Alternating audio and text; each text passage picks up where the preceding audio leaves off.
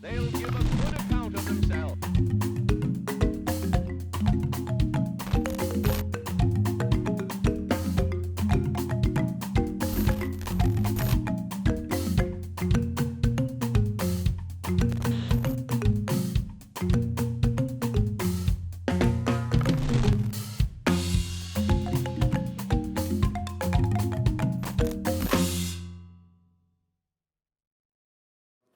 Bienvenidas, bienvenidos a un segundo programa de Tiempos Cimarrones.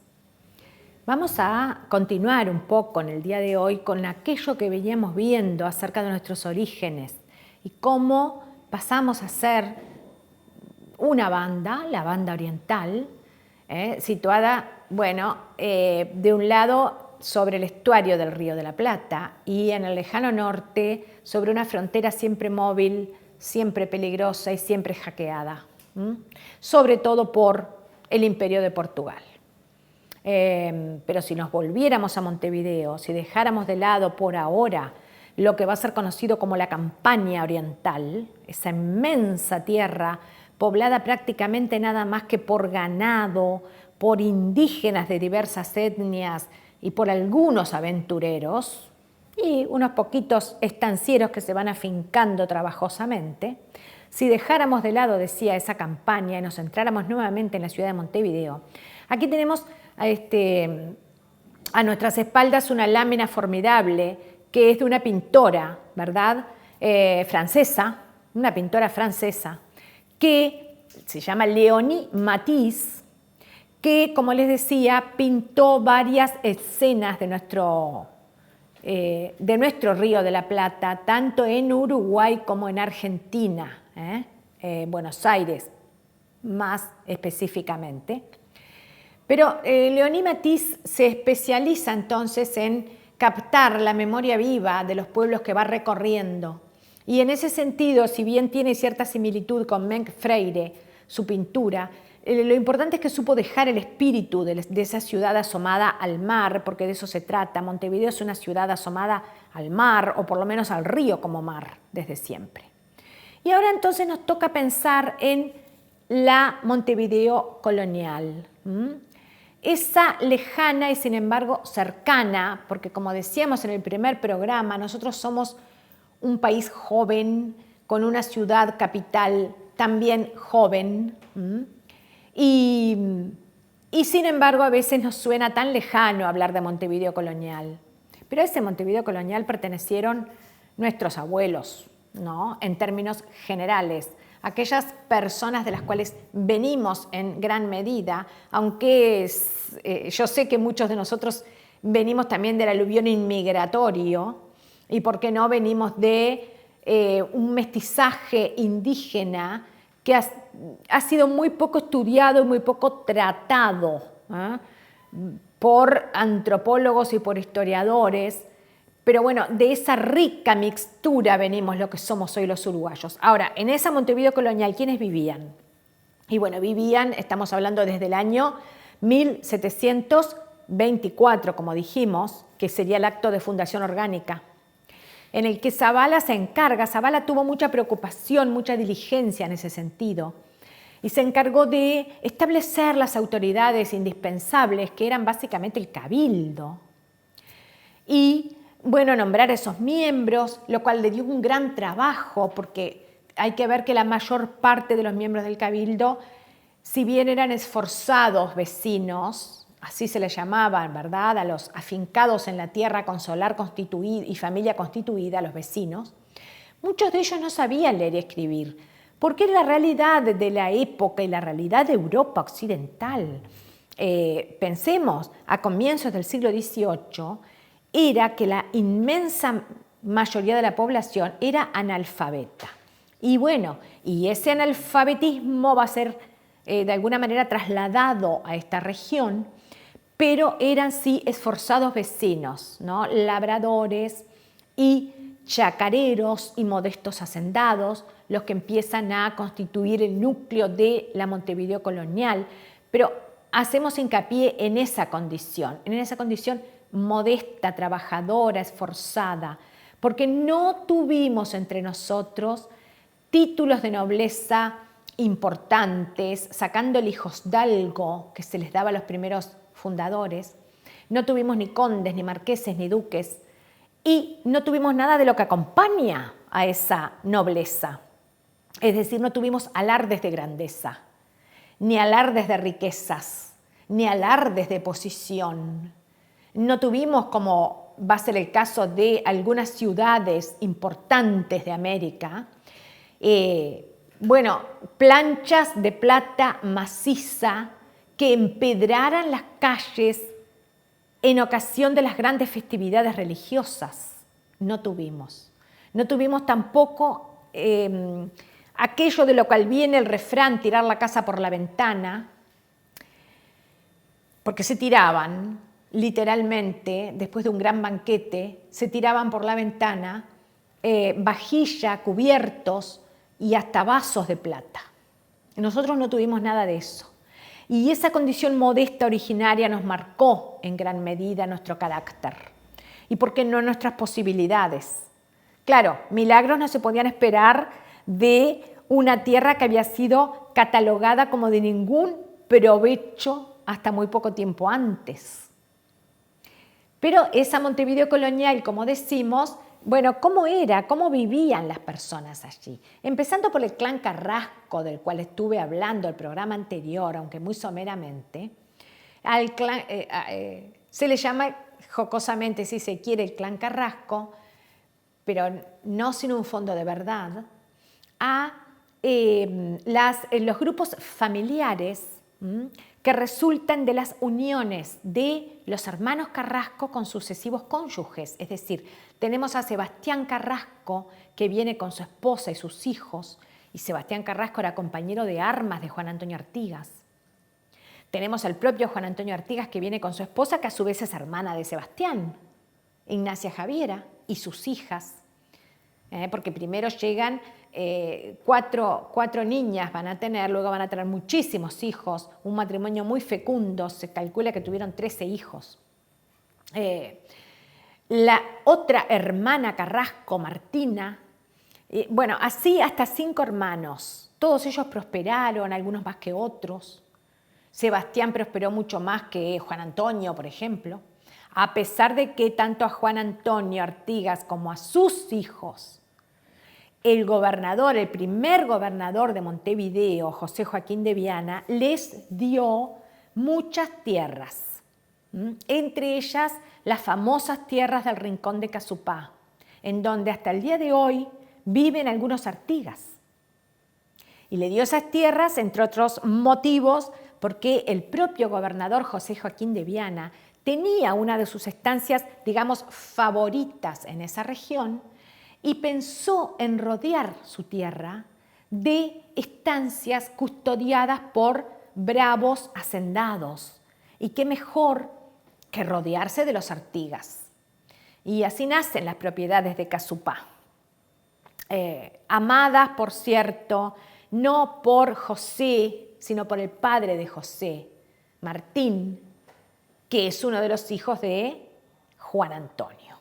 Entonces, así comienza esta historia, así comienza este Montevideo colonial, en el que, como dije, la condición era en general modesta, lo cual no quita que con el andar del tiempo se formaron grandes fortunas. En primer lugar, ya que lo mencioné, quiero hablarles del gobernador, nuestro primer gobernador, que fue José Joaquín de Viana, que va a llegar a nuestros lares en 1750.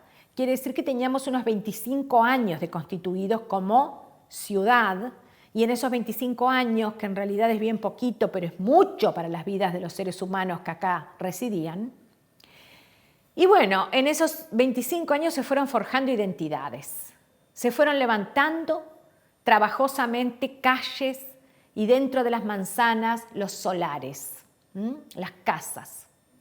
Algunas casas mejores que otras, pero en general todas seguían un molde que era, precisamente el de la vivienda española. Casas con muros de piedra, gruesos muros de piedra. Atrás quedaron las primeras viviendas bastante precarias, que eran, por ejemplo, de adobe y de paja. Incluso llegó a haber casas hechas de cuero en los primerísimos tiempos. Bueno, pues atrás quedaron, como digo, ahora empiezan a aparecer las casas de piedra con las habitaciones en hilera, con buenos techos de barro, en realidad de teja muslera, porque se hacía sobre el muslo de una persona, y todas rodeadas de huertas, de jardines, y que además con todos los inconvenientes de una ciudad que recién nace. Por ejemplo, uno de los grandes inconvenientes va a ser la eterna rivalidad y conflicto de las autoridades civiles, con lo cual quiero decir el cabildo, básicamente, y las autoridades militares del fuerte, porque no debemos olvidar lo que dijimos en el primer programa. Montevideo era a la vez una ciudad y un fuerte militar, un apostadero defensivo, que en realidad no va a cumplir esas funciones defensivas a cabalidad durante un tiempo, porque no tuvo, por suerte, motivo para hacerlo, pero en algún momento sí lo va a hacer, y acá ya me estoy adelantando a lo que será uno de nuestros futuros programas, por ejemplo, durante las invasiones inglesas, aunque falta todavía un tiempito. Estamos entonces, volvemos a 1750, en que llega a nuestras tierras el primer gobernador de Montevideo, José Joaquín de Viana. Un hombre noble, muy bien formado, de una familia de posibilidades, diríamos. Buen mozo, a juzgar incluso por sus retratos. Un hombre de grandes ojos negros, de cejas perfiladas, de apostura decidida. Un hombre que además era, como todos los grandes candidatos a ocupar cargos de gobierno, era un guerrero, tenía formación militar, le tocó pelear más de una vez aquí entre nosotros, pero venía soltero. Y eso va a ser determinante, porque apenas llega José Joaquín de Viana a Montevideo, ya están las madres de familia y los padres también, ¿por qué no?, pensando en posibles enlaces, es decir, de, conseguir que una de sus hijas contraiga matrimonio con él. Finalmente, eso no le va a tocar a ninguna de las muchachas que vivían por entonces en Montevideo. Y tampoco le va a tocar a ninguna que viviera en Buenos Aires. Estaba muy por encima de las posibilidades de esos vecinos de ambas márgenes del Plata poder contraer enlace con este hombre que además poseía fortuna. ¿A quién le tocó en suerte casarse un tiempo después con el flamante gobernador? Pues a Francisca de Alzáibar. ¿Quién era Francisca de Alzáibar? Era una de las sobrinas del poderoso armador y hombre de negocios Francisco de Alzáibar, precisamente, que fue quien trajo a las primeras familias canarias. O sea que todo cierra en esta historia. Ese hombre, Francisco de Alzáibar, multimillonario, si lo contextualizáramos en este momento histórico, un armador y naviero y un gran comerciante, importador y exportador, vio la oportunidad de casar a una de sus sobrinas con un buen partido como era el primer gobernador, y así se hizo. Las bodas entre Viana y Francisca de Alzáibar fueron memorables, fueron de las que hacen época.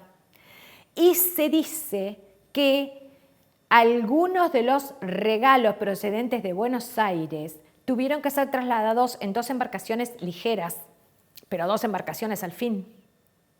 Así que puede juzgarse el volumen y el valor de esos regalos. Además, como es de suponer, Francisco de Alzáibar le dio una fabulosa dote a su sobrina, consistente en tierras y en ganados. Así que también este tema cierra con lo que decíamos anteriormente, cuando empezamos a hablar de cómo se empieza a valorar o a valorizar la tierra de la banda oriental. Y dijimos, ¿por qué se valoriza? Por las vacas, por el ganado caballar. Capítulo aparte merece la rivalidad con Portugal, que se va a mantener bajo otras formas en estado de latencia. Pero la tierra pasa a ser otra tierra ahora. Y por supuesto poblada de ganado. Entonces, con esto cerramos la primera parte de nuestro tema de Montevideo colonial, situándonos 25 años después de la fundación de la ciudad, con una boda de campanillas. Y así, con esa idea, con ese sentimiento, podemos imaginar a ese clan Carrasco, del cual vamos a tomar una pequeñísima parte. Y esa pequeñísima parte es la abuela materna y la abuela paterna. ¿De quién? De José Artigas. They'll give a good account of themselves. Muy pronto en Infogranja vamos a ver cómo se producen y cosechan los diferentes alimentos que ni idea tenemos cómo llegan a nuestra mesa.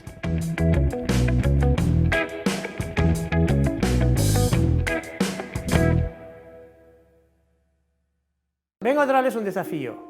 Para llevar adelante esta gozosa tarea que es el pensar, en Taller de Pensamiento Complejo nos enfrentamos a la realidad que simplifica. De marzo a diciembre vamos a enfrentar esta gozosa tarea que es el pensar. Taller de Pensamiento Complejo. @Taller de Pensamiento Complejo en Instagram, Taller de Pensamiento Complejo en Facebook, o si no pueden mandar un WhatsApp al celular que aparece en su pantalla. Los espero.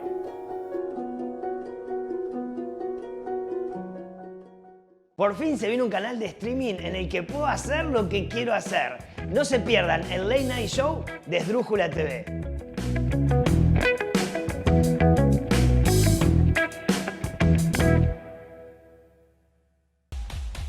El futuro no se espera, el futuro se construye y está llegando. Estamos haciendo el futuro de la televisión. Estamos construyendo un canal diferente, un canal que es tuyo.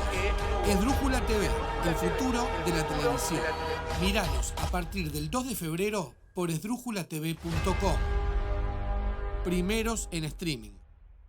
Otra vez los boliches nocturnos, amarillos de sueños perdidos, quiniereros de suertes extrañas, azulados en humos y vino. Y bien, prenderemos el fuego del medio tanque en todos y cada uno de los boliches de Montevideo y el resto de nuestro profundo interior, como estamos acostumbrados. Y también detrás de los escenarios contando un poco lo de siempre, la gente que se arrima a ustedes, sus colegas, Víctor Heredia, Emiliano y el Zurdo, Copla Alta, toda esa gente que comparte con nosotros los medios tanques en todo el país. ¿Está de acuerdo? Pero claro, además para contarles lo que pasa cuando bajamos de los escenarios, lo que compartimos, la charla, las anécdotas, todas esas cosas las van a tener acá.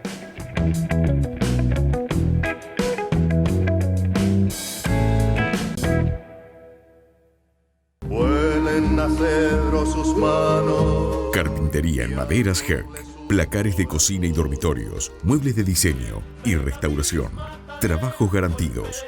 Responsabilidad y puntualidad. Comuníquese al 095-465-880. Carpintero. Lindo oficio. Carpintería Herc. Carpintero, lindo oficio. ¿Quién no lo quiere aprender?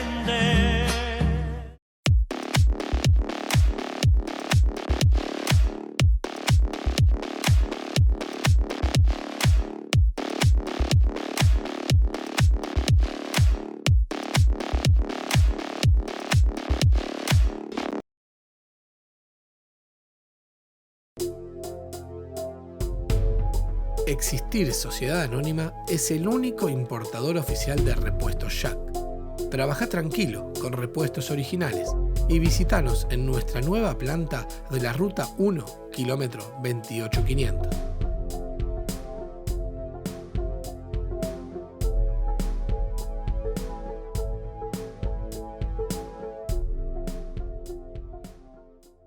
They'll give a good account of themselves. Bien, estábamos viendo entonces cómo la ciudad de Montevideo durante la colonia, es decir, durante el dominio de España sobre estos territorios, lentamente iba afianzándose y desplegándose. Esa pequeñita y humilde ciudad, cómo va lentamente, decíamos, desplegándose, tanto en lo que va a ser su casco urbano, como lo que va a ser la zona de las chacras y también las estancias de la campaña. La campaña sigue siendo una tierra azarosa, de peligros, una tierra de nadie, como se dice comúnmente, en la cual era muy difícil imponer cualquier tipo de autoridad, ya fuera de la colonia, en el caso de la dominación española, ya fuera de las autoridades, en el caso de la independencia que vendrá en 1830. La campaña sigue siendo una incógnita en buena medida en esos terrenos, en lo que es la legalidad, la juridicidad. No obstante, tenemos cosas bien interesantes. Ya habíamos visto la llegada del primer gobernador José Joaquín de Viana. Veamos que en datos de la propia colonia había hacia 1751 5 o 6 tiendas, es verdaderamente poco aún para una ciudad modesta. En 1760, 4 años antes del nacimiento de José Artigas, había ya 50 almacenes bien surtidos y se considera que al menos se producían 30.000 cueros por año, es decir, se cuereaban animales y se vendían hasta 30.000 cueros por año en ese momento. Luego va a ser mucho más, pero ya estamos hablando de que de 5 a 6 almacenes en unos 10 años pasamos a 50. Y estamos viendo en imagen el mercado de Montevideo, esto es una pintura, un dibujo de Barthélemy Loberne, uno de los pintores viajeros, uno de los grandes pintores viajeros que van a llegar a nuestra tierra. Va a haber muchos, porque también tenemos que decir que Montevideo fue durante mucho tiempo, y en parte lo sigue siendo, una ciudad-puerto de acogida de los viajeros más variopintos, y en el caso de Barthélemy Loberne va a ser uno de ellos, va a llegar durante la Guerra Grande, es un francés, la población francesa durante la Guerra Grande, que transcurrió de 1839 a 1851, la población francesa de Montevideo durante ese lapso va a ser abrumadoramente alta. Se calcula que llegamos a tener un 46% de franceses en Montevideo hacia 1844. Es un porcentaje altísimo que explica en buena medida el porqué de muchas costumbres, de muchas adquisiciones, digamos, culturales de los uruguayos de cara a la cultura francesa, precisamente. Y Loberne va a hacernos esa magnífica reproducción del mercado de Montevideo, que por otra parte no era gran cosa, pero bueno, era el mercado de frutos, uno de los mercados de frutos con los que contaba la ciudad, muy cerca, en las cercanías de la plaza de la iglesia matriz. Ahí también va a haber otro, ahí va a haber otro mercado de frutos, en donde se vendían especialmente productos que venían de las chacras, que como dije anteriormente estaban situadas en los alrededores de Montevideo, hacia la Aguada y hacia el arroyo Miguelete. Así que, bueno, también pasa lo mismo con las estancias. Pensemos que hacia 1750 teníamos contabilizadas unas 16 estancias. 10 años después vamos a pasar a tener unas 160 estancias registradas. Estamos hablando realmente de una ciudad que se va, como dijimos, expandiendo, en la cual yo quiero destacar los personajes históricos de las abuelas de José Artigas.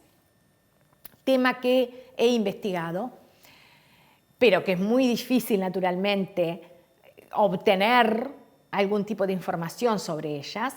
No obstante, existe algún tipo de información directa. de archivos. Cuando no existe es donde recurrimos a la triangulación con otros documentos de época.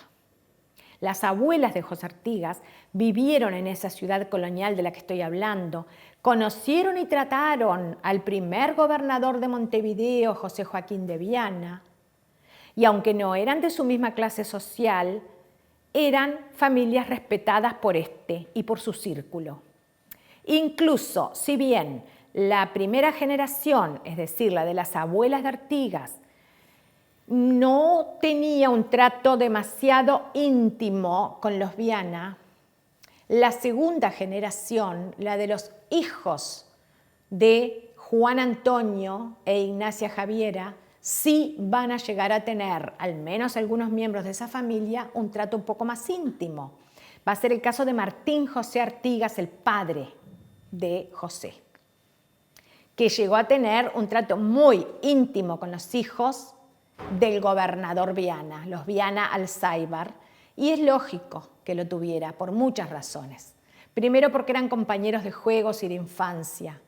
Segundo, porque pertenecieron a esa generación tan poco investigada que de alguna manera viene a ser la generación pre-revolucionaria. La de los padres, no la de los abuelos, la de los padres. Es un parteaguas, porque si bien siguen siendo fieles a la corona, fieles a las instituciones monárquicas, también son los grandes hacedores de la primigenia identidad entre nosotros. Y por supuesto son los grandes hacedores de nuestra economía, de nuestra incipiente industria, de nuestras propiedades y de todo aquello que integra no solamente los bienes materiales, sino los afectos. Esa generación de los padres, la de Martín José. Pero volviendo a las abuelas, tenemos entonces a Ignacia Javiera, que, como dijimos, fue muy prolífica, tuvo muchísimos hijos, ese matrimonio. Y por el otro lado, la abuela materna de José Artigas, que era María Rodríguez Camejo, o María Camejo, también conocida como María Camejo.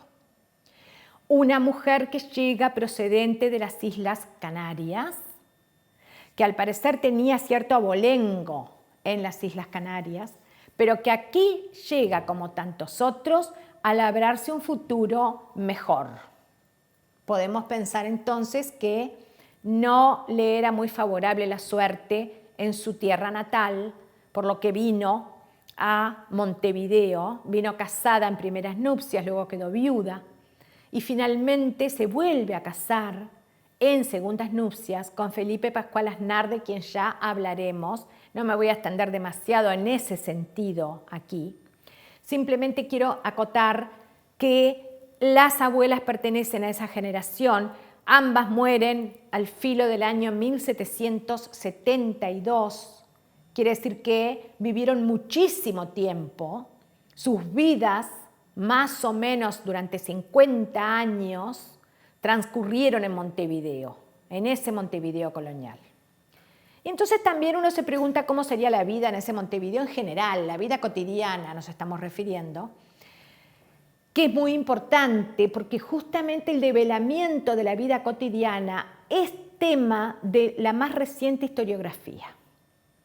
Hay historiadores, bueno, entre nosotros por supuesto tenemos historiadores de la vida cotidiana, pero también tenemos a los historiadores europeos que han sido un poco el mascarón de proa de estas investigaciones, que nos demuestran lo importante que es a veces averiguar qué sucede detrás de los muros de las casas y qué sucede detrás de las llamadas identidades y culturas, en el seno de lo doméstico. Y en ese sentido podemos decir que, fíjense ustedes que por ejemplo, Montevideo hacia 1805, y ya me estoy adelantando bastante en el tiempo, no sobrepasaba los 10.000 habitantes. ¿Quiénes predominaban en Montevideo? Si en 1805 no sobrepasaba los 10.000 habitantes, fácil es suponer que tendría menos de la mitad hacia 1750. Con todo, bueno, ¿Quiénes vivían en Montevideo? Esa es la gran pregunta. Bueno, vivían los españoles, había un número de españoles importante, incluso había guarniciones españolas. Los criollos son justamente los hijos de españoles nacidos en América, los denominados antiguamente blancos por su color de piel. Y también hay que decir que en aquella época se cuidaba celosamente y por mandato real lo que ellos entendían que era la pureza de la sangre. Esto les venía desde los propios reyes católicos y de más atrás aún. La pretendida pureza de la sangre que tantos males nos ha ocasionado tiene un origen muy preciso, por lo menos con los reyes católicos, estamos hablando de fines del siglo XV, cartas de pureza de sangre que se exigía para ocupar determinados cargos y para viajar al Nuevo Mundo. ¿Y qué era la pureza de sangre? No tener sangre ni de moro ni de judío. Básicamente, ser cristiano viejo, como ellos decían, porque precisamente por los avatares de la historia los reyes católicos habían expulsado de España a los moros y a los judíos. Entonces, entre nosotros pervivió esa desgraciada costumbre de buscar la pureza, la pretendida pureza de una sangre que sabemos muy bien lo revuelta que venía, ¿no?, por lo menos de los entreveros étnicos de los romanos, de los celtas y de otras poblaciones.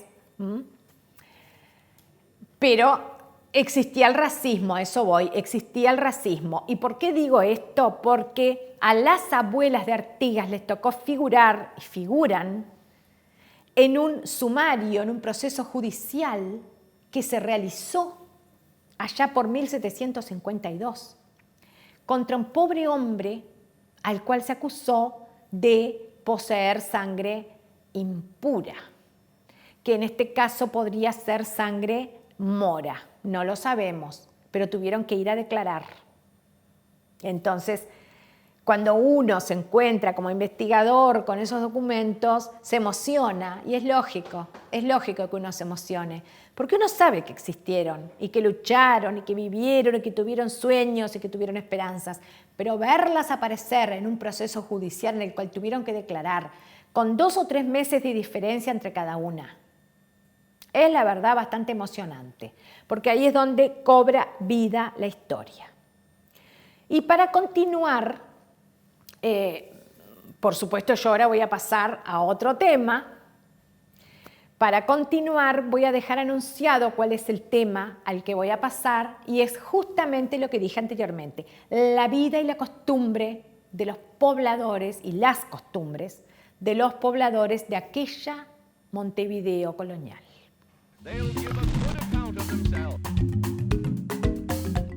Vengo a traerles un desafío. Para llevar adelante esta gozosa tarea que es el pensar, en Taller de Pensamiento Complejo nos enfrentamos a la realidad que simplifica. De marzo a diciembre vamos a enfrentar esta gozosa tarea que es el pensar. Taller de Pensamiento Complejo. @Taller de Pensamiento Complejo en Instagram, Taller de Pensamiento Complejo en Facebook, o si no pueden mandar un WhatsApp al celular que aparece en su pantalla. Los espero.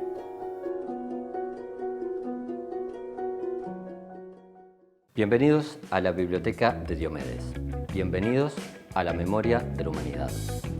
Bienvenidos a libros, autores, sueños, luchas. Muy pronto, en Esdrújula TV, nos vamos a encontrar. Y por favor, no se olviden, cultos para ser libres.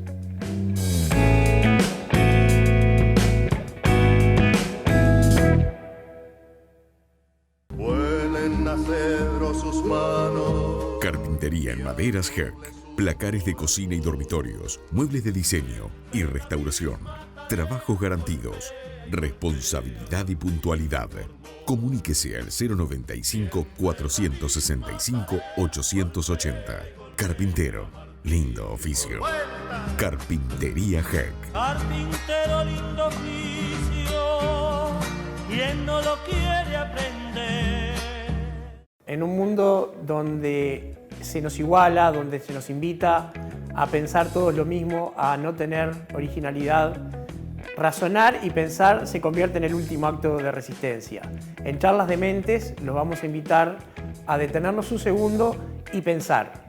Vamos a entrevistar personas que sin brújula y sin guión nos ayuden a este acto de resistencia. A partir de febrero por Esdrújula TV nos resistimos a la nada.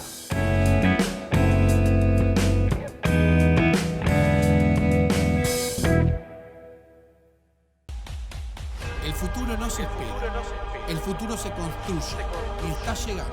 Estamos haciendo el futuro de la televisión. Estamos construyendo un canal diferente, un canal que es tu voz. Esdrújula TV, el futuro de la televisión.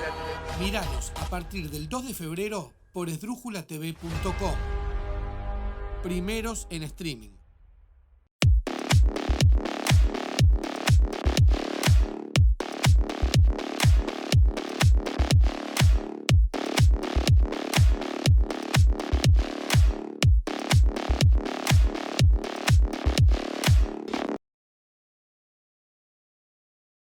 Se viene la segunda temporada de Mesa Libre, donde vas a poder disfrutar de la gastronomía, vas a poder viajar, vas a poder tener aventuras de una manera diferente. Disfrutalo, vivilo a través de esdrújulatv.com y todas sus redes sociales. Todos los lunes, 21 horas, a través de esta pantalla.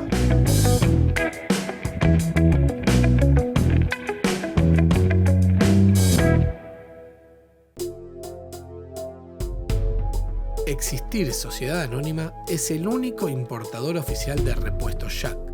Trabaja tranquilo con repuestos originales y visítanos en nuestra nueva planta de la Ruta 1, kilómetro 28500.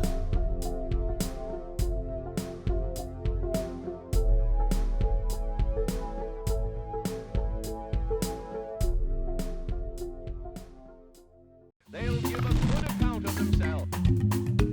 Cómo vivían, cómo pensaban, cómo sentían aquellos habitantes del Montevideo colonial.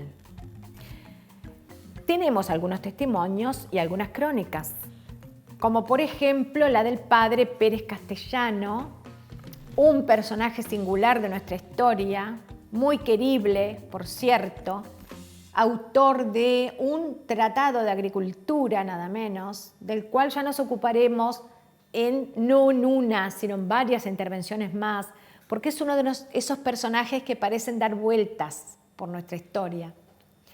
Y el padre Pérez Castellano, que tanto sabía de agricultura y de flores y en general de la naturaleza, describió la moda o las modas de las mujeres hacia 1770 aproximadamente, y de ahí un poquito más hacia el 1800. Y lo que nos dice el padre Pérez Castellano, por eso yo lo quiero leer textualmente, dice: usan medias blancas o negras para ir a la iglesia y para pasear usan las de color. ¿Qué significa esto? Significa que en la iglesia era menester utilizar los tonos oscuros o por lo menos los tonos despojados, en este caso el blanco, tonos oscuros el negro. Pero ya se utilizaba el color en las medias, todo un detalle. Y además agrega, se peinan y se pasean con moños altos, usan zapatos de tacones con hebillas de piedra, de plata o de oro. O sea que las mujeres eran muy coquetas. Y agrega, nuestras mujeres visten regularmente con honestidad. Esa era una palabra muy común en la época, decir el vestir honesto era simplemente no mostrar demasiado, no mostrar, por ejemplo, escotes, no mostrar gargantas, no mostrar tobillos, aunque el tobillo se veía más, porque hasta 1800 era costumbre usar las polleras no barriendo los suelos, sino a la altura del tobillo, con lo cual el tobillo se veía mucho más que cuando aparecen esas modas de vestidos con largas colas que barren literalmente los suelos. Y nos agrega detalles curiosos Pérez Castellano, igual que otros cronistas, incluso cronistas ingleses, cronistas franceses, que eran viajeros que llegaban a nuestras tierras, como Loverne, viajeros que venían con otros propósitos, muchas veces eran soldados al servicio de guarniciones militares, pero también eran observadores y, ¿por qué no?, artistas, dibujantes. Tenemos que agradecerles que nos hayan dejado tantos testimonios, aun cuando esos testimonios, sobre todo los escritos, las apreciaciones que hacen sobre la vida de nuestros habitantes y de nuestras mujeres, es como todo subjetiva, porque se presta a interpretaciones. Pero nos cuenta un inglés que vino al Río de la Plata que las montevideanas eran más liberales y zafadas, dice, que las mismísimas inglesas.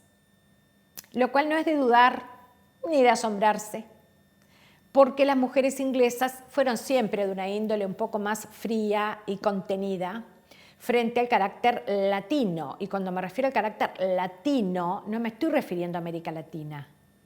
Me estoy refiriendo al origen de la latinidad que está en justamente las lenguas que derivan del latín o lenguas romances. Por lo tanto, ¿en dónde estará la raíz latina de nuestras mujeres? En España, en Francia, en Portugal y en Italia. Por lo tanto, nosotros tenemos una latinidad no americana, sino europea, por la que un inglés se asombra de costumbres que él considera zafadas. ¿Cuáles pueden ser esas costumbres? Bueno, por ejemplo, fumar cigarro de hoja. Todas las mujeres hacían cigarros de hoja para los hombres de la familia. Los hizo Bernardina, la esposa de Fructuoso Rivera, y constan algunas cartas de su correspondencia. Los fumó la madre de Fructuoso Rivera, y consta también. Y en algunas crónicas se llegó a decir que en la noche o en el atardecer, en las zonas próximas al Río de la Plata, futura Rambla, se veían los puntos luminosos de los cigarros que fumaban las mujeres. Las mujeres también tomaban caña, las mujeres servían a su huésped, a su visitante, un bocado de su propio plato, cortado con su propio cuchillo y tenedor. Las mujeres regalaban flores y los regalos de flores tenían todo un significado. Así se vivía en ese Montevideo colonial, se usaban botas de potro, las carnicerías no existían como hoy en día. A lo más podríamos llegar a descubrir un banco, un simple banco o un carro en el cual un carnicero ambulante cortaba al golpe del hacha un trozo de carne. Y donde caía el hacha, ahí se llevaba la persona, muchas veces era una esclava que concurría al mercado con su canasta, se llevaba una enorme pierna de vaca por nada, porque era extremadamente barata, incluso si caía al suelo, ahí quedaba, nadie la recogía.